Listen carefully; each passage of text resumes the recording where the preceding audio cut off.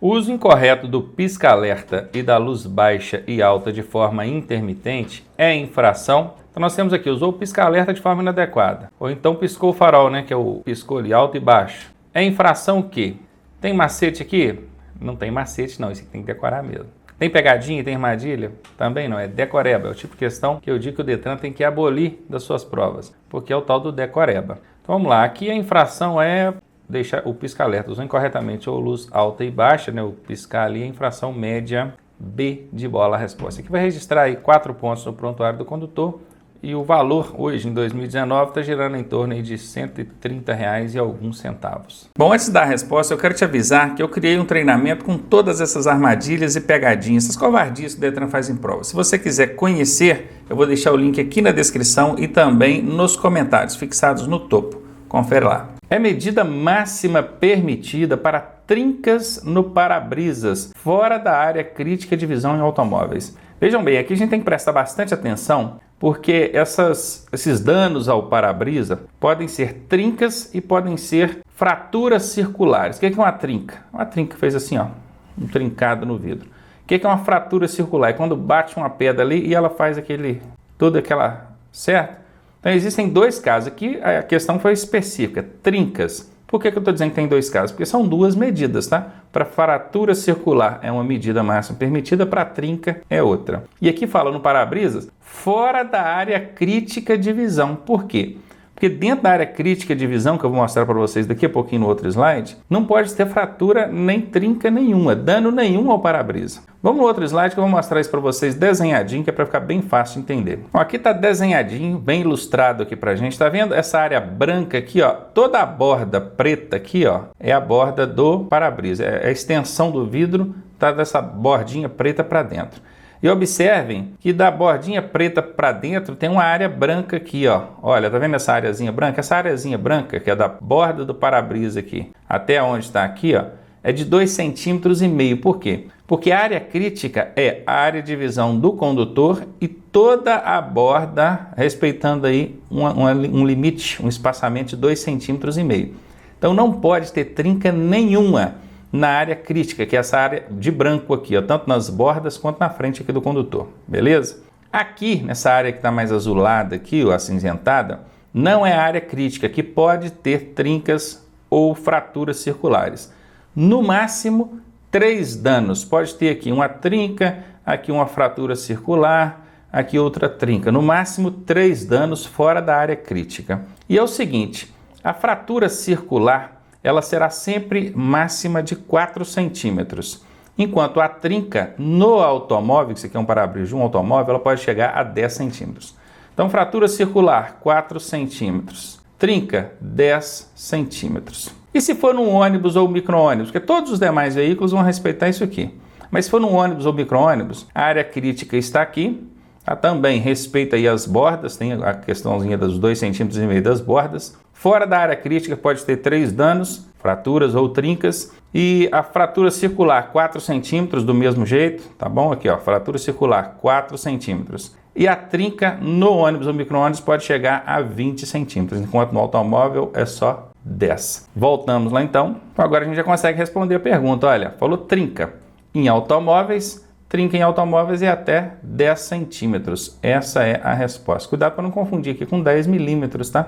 A responsabilidade pelas infrações na direção de veículos cabe a quem? Veja que aqui, ó, a responsabilidade pelas infrações na direção. É o seguinte, tem infrações que são de responsabilidade do proprietário do veículo. Por exemplo, mau estado de conservação. O carro está com os pneus carecas. Isso é responsabilidade do proprietário. Caso haja ali uma abordagem na fiscalização, observe que os pneus estão carecas, vai haver autuação e essa autuação vai ser atribuída ao proprietário, vai registrar a pontuação no prontuário do proprietário. Agora tem infrações, por exemplo, avançar o sinal vermelho do semáforo, que essa é de responsabilidade do condutor. O que o proprietário do veículo tem a ver com isso? Nada, o carro estava lá com um condutor, um terceiro, ele avançou o sinal vermelho, o sinal fotografou lá, pegou a placa do carro. O que o proprietário faz? Ele tem 15 dias para avisar o órgão de trânsito, ó, quem estava dirigindo era fulano de tal. E manda ali, obviamente, todos os dados dessa pessoa, a pessoa tem que assinar, concordando, confirmando que era ela que estava dirigindo, e a pontuação vai ser atribuída a ela. O valor quem vai pagar é o dono do carro mesmo, porque o valor pecuniário, a punição pecuniária, ela sempre recai sobre o veículo. Então o proprietário é que dança. Se ele quiser combinar por fora ali depois e receber desse condutor, tudo bem. E é claro que vai haver casos, o que acontece na maioria das vezes, que quem estava conduzindo era o próprio proprietário. Então, nesse caso, não há que se falar entre proprietário e condutor. É ele mesmo que vai se responsabilizar. Mas então eu expliquei para vocês que tem infrações que vão cair para o proprietário, exclusivamente o proprietário. Um licenciamento, por exemplo, o carro não pagou os impostos, está sem o licenciamento, isso é do proprietário. E tem a infração que é do condutor, aquelas cometidas na direção. Excedeu velocidade, avançou o sinal vermelho, tá? Então essa aqui, ela é do condutor. A resposta é D. Quando o condutor ultrapassar pela contramão outro veículo nas curvas, aclive sem visibilidade suficiente, ele será punido com quem? Ele cometeu aqui uma infração de ultrapassagem em local proibido, né? Que foi pela contramão dentro de curvas ou aclive sem visibilidade. O que vai acontecer com ele? Ele receberá ali a punição de retenção do veículo e multa? Olha, a multa sim, que se houve uma infração vai acontecer a multa. Mas a retenção é o quê? O veículo fica no local, só a gente abordou, só o veículo fica no local até que a irregularidade possa ser sanada, resolvida. Qual é a irregularidade aí? Aí estava ultrapassando. Ô, gente, a partir do momento que o agente falou assim, encosta aqui que eu vou te autuar, vai virar uma multa. O pessoal chama de multar, mas é autuar. A partir do momento que ele encostou, a situação já deixou de existir, já não tem mais a ultrapassagem, não está acontecendo mais o perigo. Diferente, por exemplo, se fosse uma seta queimada. Opa, vem cá, sua seta queimada, encosta aqui. Aí vai autuar e a seta continua ali, queimada. Só sai dali se consertar. Aí o veículo fica retido. Agora, no caso da ultrapassagem, não tem como. Então a retenção não, está fora. Aqui é a mesma coisa, olha, a remoção, o que é remover? Chama alguém e levar para o pátio. Por que remove? Porque houve a retenção inicialmente, como não conseguiu resolver o problema, chamou alguém e levou para o pátio. Por exemplo, a seta queimada. O cara consegue trocar uma lâmpada ali na hora? Resolve, está liberado. Agora, imagina um licenciamento vencido. O cara não consegue pagar os documentos ali na hora, liberar tudo imediatamente. E nesse caso, teria que remover. Não é o caso da ultrapassagem, que também está fora. Recolhimento do veículo a depósito. O recolher o veículo a depósito é o mesmo que remover, está fora. E a multa vai acontecer? Com certeza. A alternativa D é a resposta.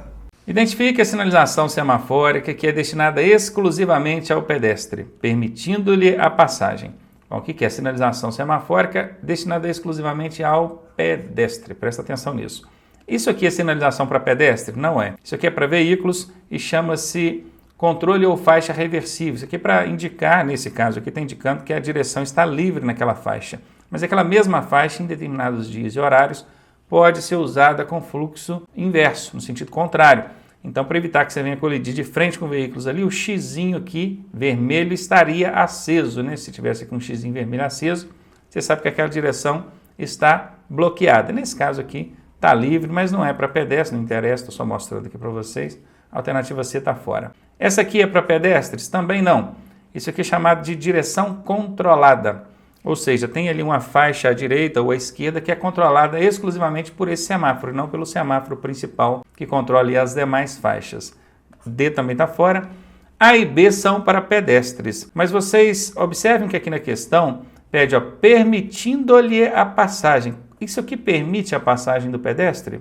Obviamente que não. A alternativa A está fora. Ficamos, então, sem dúvida alguma, com a alternativa B. O condutor com o braço para fora, estendido horizontalmente, fazendo movimentos para cima e para baixo, indica o quê? Olha, atualmente só existem 3 gestos de braço que podem ser executados pelo condutor. Ele coloca o braço para fora e dobra ele aqui, na vertical. Isso ele está sinalizando que vai virar para a direita. Ou ele coloca o braço para fora e estica ele, coloca ele na horizontal, fica parado o braço. Aí está sinalizando que vai virar para a esquerda.